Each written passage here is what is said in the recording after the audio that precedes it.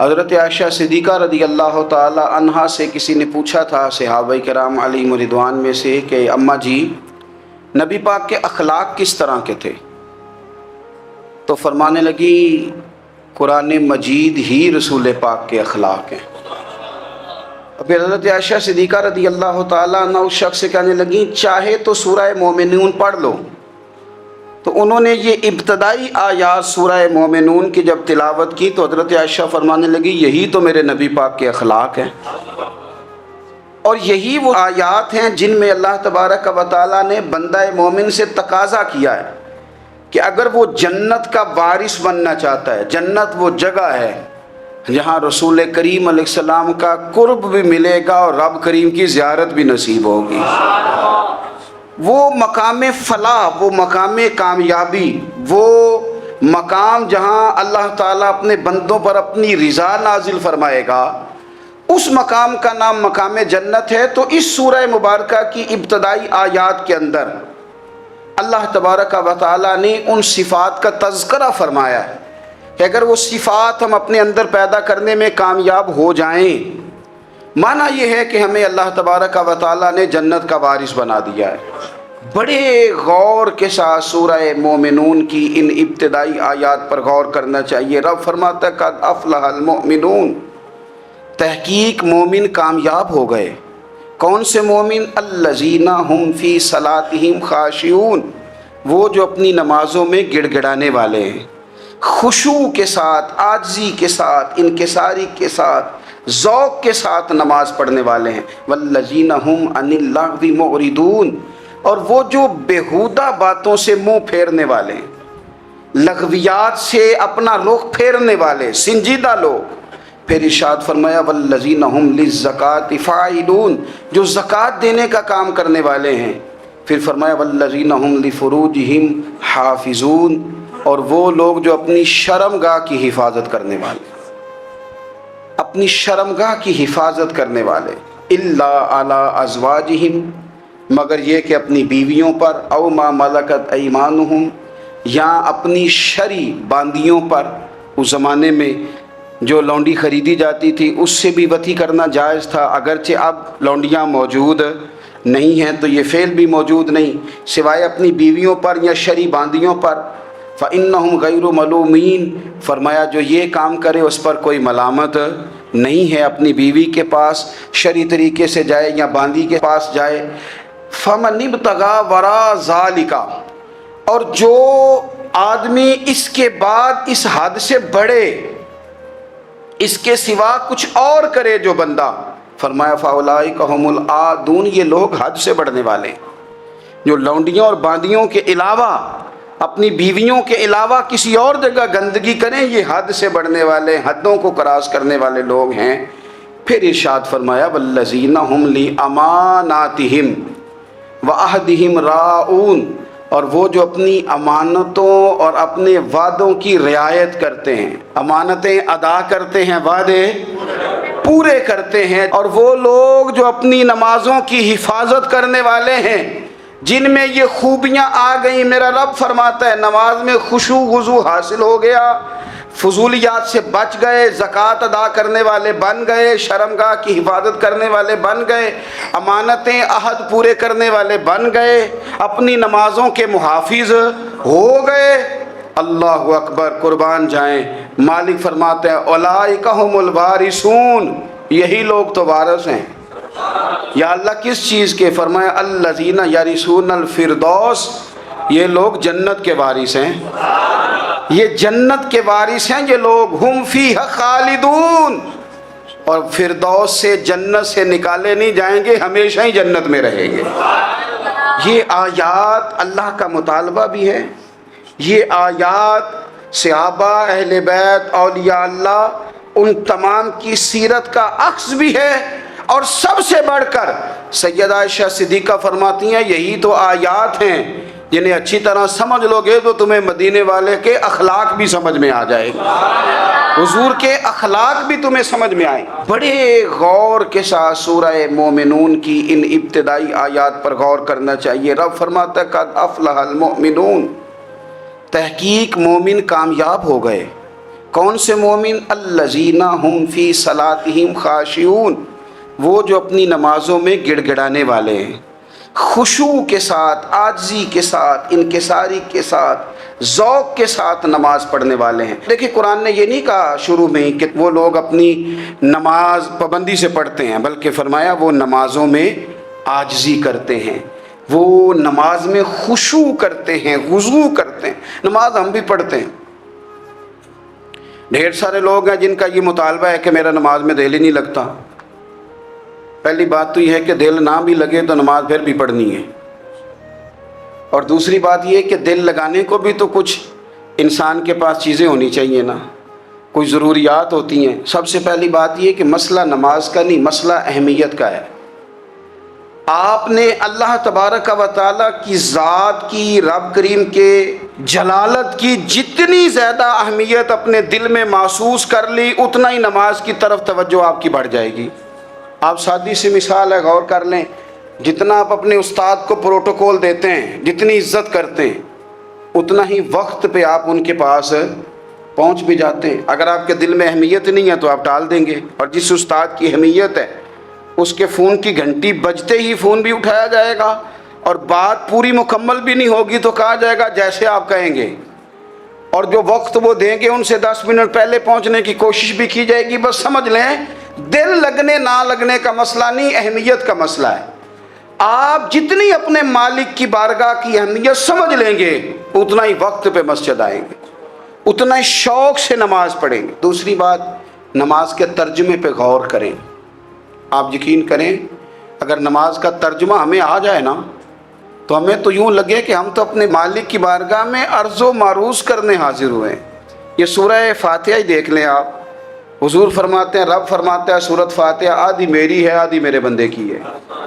جب اس نے کہا الحمدللہ رب العالمین الرحمن الرحیم مالک یوم الدین ایاک نعبد و ایاک نستعین، جب یہاں تک وہ لفظ کہتا ہے تو یہ حصہ میرا تھا، اس نے اپنے رب کی تعریف کی، اور جب کہا نا اس نے اہدنا الصراط المستقیم، اب بندے نے التجائیں شروع کر دی۔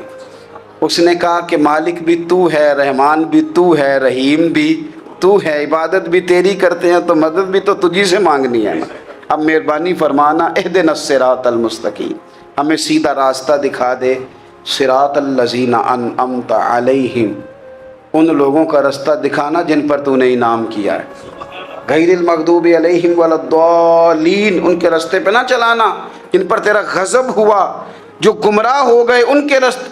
تو نماز میں جب ترجمے پر آپ کا غور ہوتا ہے تو آپ کا تو دل خود بخود لگ جاتا ہے، شوق بڑھ جاتا ہے آپ کا۔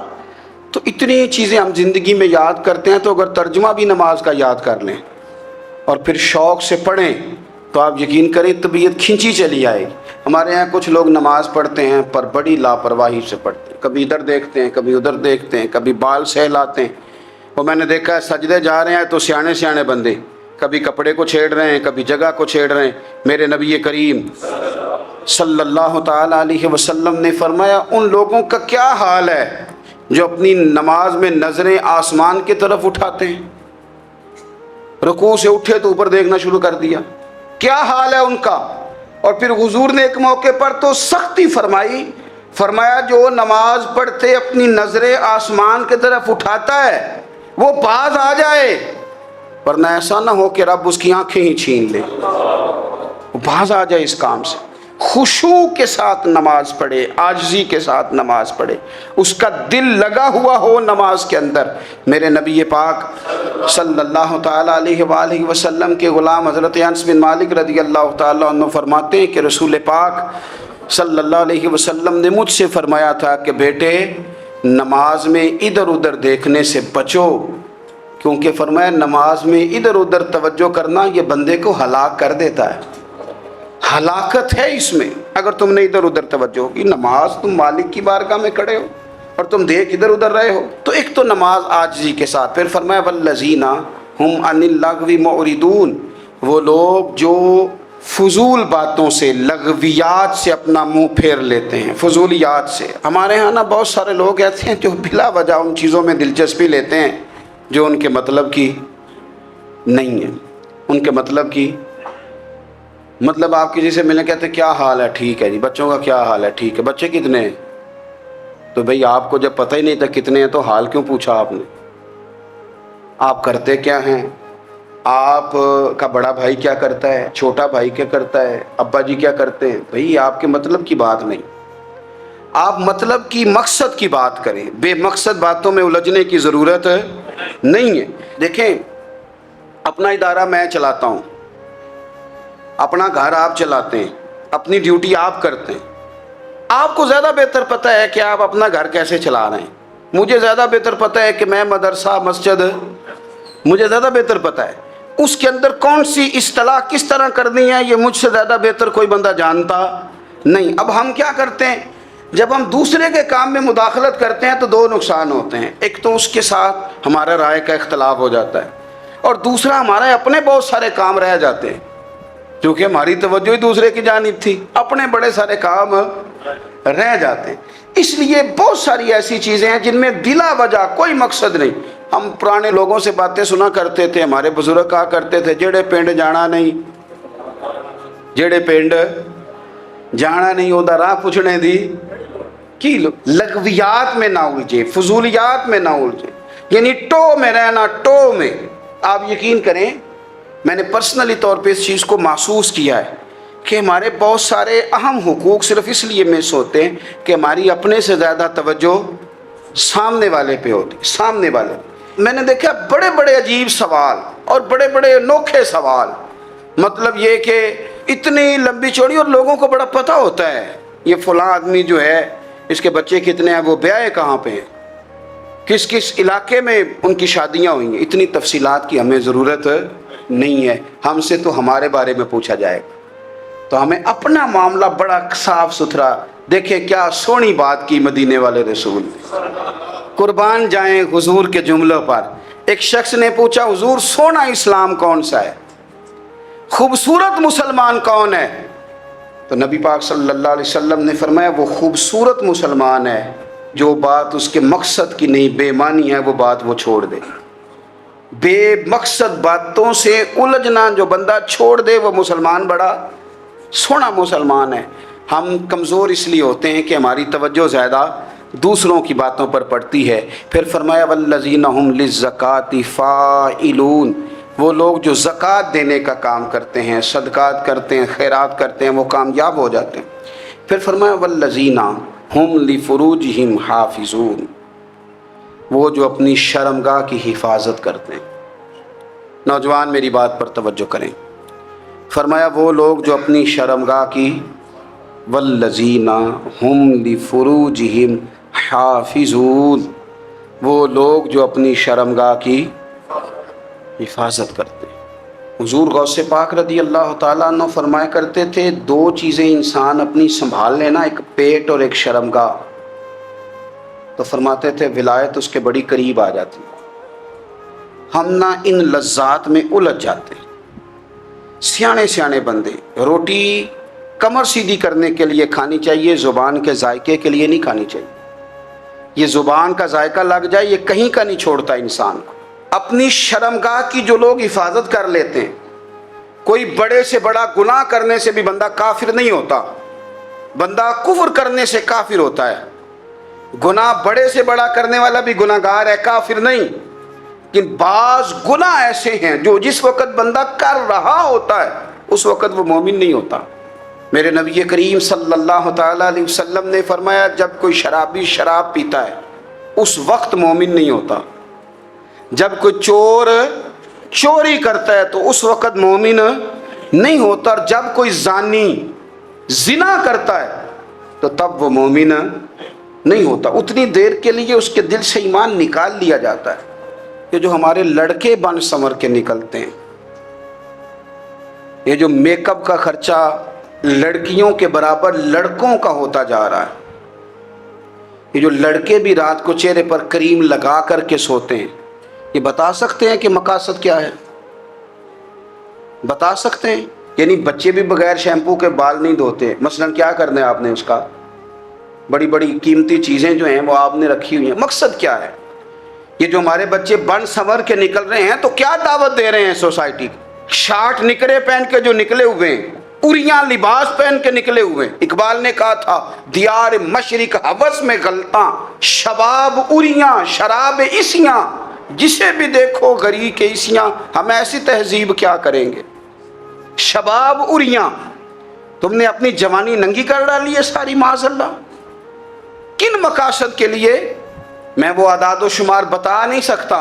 हमारे यहाँ गंद सस्ता हो गया है, लोगों ने गुनाह तक पहुंचना आसान बना दिया है। आप देख लें गंदगी दरवाजे पे और गंद मोबाइल में, कैसे बचाएं इन बच्चों को, क्या करें? कलेजे फटते हैं।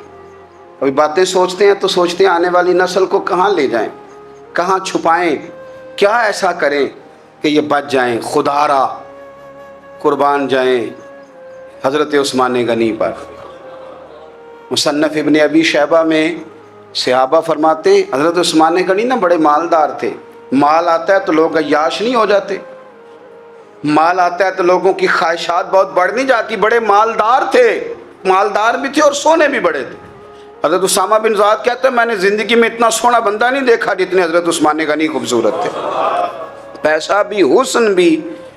लेकिन फरमाते हैं कि हज़रत उस्मान गनी सबसे बढ़कर अपनी शर्मगाह की हिफाजत करने वाले और सबसे बढ़कर सिला रहमी करने वाले, रिश्तेदारों से अच्छा सलूक करने वाले, हया वाले, शर्म वाले, पाकीज़गी वाले। आपका ज़हन है, आप सुबह उठते ही ज़हन बना लें कि मैंने आज इतना सबक पढ़ना है, आज इतनी तफसीर देखनी है, इतनी इबादत करनी है, फ़लानी नात मैंने देखनी है, फ़लाँ खैर का काम करना है, फ़लाँ आदमी के साथ नेकी करनी है। सुबह ज़हन बना लें, आपका ज़हन वही काम करने लगेगा। लेकिन अगर सुबह उठते ही ज़हन में गंदगी है, रात को सोते ही माज़अल्लाह ज़हन में वसवसे हैं, तो फिर सारा दिन वही चक्की चलेगी, वही अंदाज रहेगा। थोड़ा सा आपको इसकी निगरानी करनी है, थोड़ा सा। फाशी उरियानी ये तेज़ी से फैल रही है, तेज़ी से गंदगी लोग कशीद करके लाते हैं। और हया का मतलब सिर्फ इतना ही नहीं है, आप ज़िना और बदकारी से बचें, आप अपनी ज़ुबान को भी हया वाला बनाएं। कोई कच्चा कमज़ोर जुमला, गंदी बात, गाली कभी भी ज़ुबान पे ना आए। आपका अंदाज़ हया वाला हो, बेबाक हो जाना, बेबाक बोलना। मैं बारीकी से इस बात को समझता हूँ और मैं आपको बहुत सारी बुज़ुर्गों के इरशादात का निचोड़ अर्ज़ करने लगा हूँ। आप अपना ज़हन साफ़ कर लें, आपके बहुत सारे काम वैसे ही सही हो जाएंगे। चूँकि हमारे दीन के अंदर ज़्यादा अजर नीयतों और इरादों पे मिलता है। आपके जो अंदर की पाकीज़गी है वो बहुत सारा फजल लाती है अल्लाह का। और अगर दिल ही नापाक हो, ज़हन ही नापाक हो, तो वो खैर की चीज़ें किस तरह करके दाखिल होंगी? अपनी शर्मगाह की कुर्बान जाएं। नौजवानों ज़रा गौर करना, मेरे नबी करीम सल्लल्लाहु ताला अलैहि वसल्लम के बारे में हज़रत आयशा सिद्दीक़ा फरमाती हैं कि अरब की कवारी लड़कियां बड़ी हया वाली होती थीं, लेकिन अल्लाह के प्यारे रसूल सल्लल्लाहु अलैहि वसल्लम अरब की कवारी लड़कियों से भी बढ़कर हया वाले थे। ये हमारे बच्चे मजाक में हमें कई दफ़ा कहते हैं शादी करा दो, शुगल में कह देते, अब्बा को कह देते हैं, अब्बा को नहीं, मुंह पे आके कह देते हैं, कहते हैं ये बड़ा भाई मुसीबत बन गया, ये हटेगा तुम्हारी बारी आएगी। आप कुछ ऐसी बातें कर रहे हैं, कुछ ऐसे अंदाज आप इख्तियार कर रहे हैं जो वज़ादार लोग करते नहीं। शर्मो हया से वो चीज़ें ढल जाती हैं, जो बातें हमारे बच्चों की ज़ुबानों पर बेबाकी के साथ आने लगी हैं।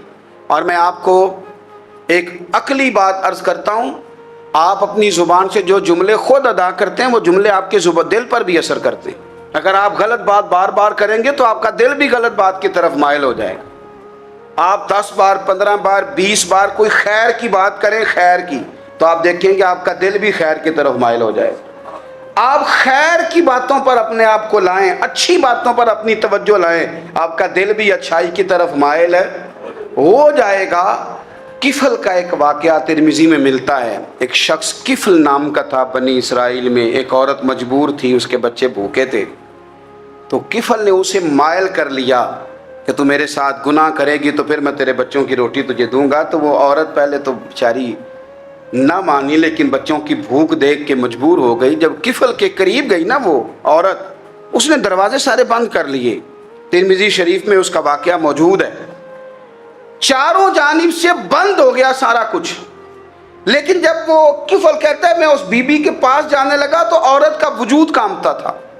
جس بندے کو گناہ کی طرف جاتے اس کی طبیعت میں ہیجان پیدا ہو تو مانا یہ ہے کہ ابھی ذہن پورا غلیظ نہیں ہوا, ابھی طبیعت پوری گندی نہیں ہوئی, ابھی ایمان کی بہت ساری قسمیں موجود ہیں, عورت کا وجود کانپتا ہے. تو کفل کہتے ہیں کہ میں نے اسے کہا کہ سارے دروازے بند ہیں, آپ ڈرتی کیوں ہے؟ تو کہنے لگی ڈرتی اس لیے ہوں کہ سارے دروازے بند نہیں ہوتے, ایک دروازہ کھلا ہے اور وہ دروازہ رب قدیر کا دروازہ ہے, اسے کیسے بند کیا جا سکتا ہے؟ تو کہتے ہیں جب اس نے یہ لفظ کہے تو مجھ پر بھی بات کا اثر ہوا, مجھ پر. تو میں نے کہا کہ اگر تو عورت ہو کہ رب سے اتنا ڈرتی ہے تو مجھے تو اس نے مرد بنایا ہے, تو مرد تو ہوتا ہی وہ ہے جو اپنے آپ پر کنٹرول کر سکے. تو اب نہ معاملہ آگے جائے گا, اب یہاں بات رکے گی نہیں, جا میں تجھے آزاد کرتا ہوں. عورت گئی, اس نے توبہ کی کفل نے, اور رات رو کے کہنے لگا مالک آج میں نے توبہ کی ہے تو میرے اوپر مہربانی کرنا, میری توبہ ٹوٹنے نہ پائے. رات اس نے توبہ کی, رات ہی انتقال ہو گیا.